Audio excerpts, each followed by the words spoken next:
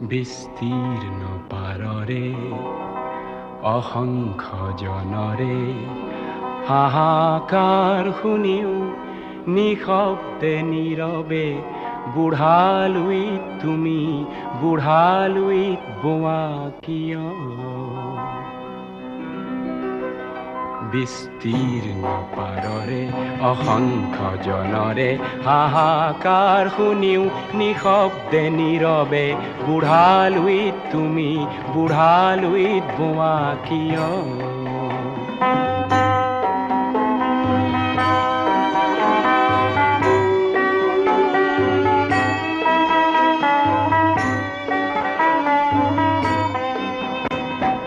নৈতিকতাৰ স্খলন দেখিও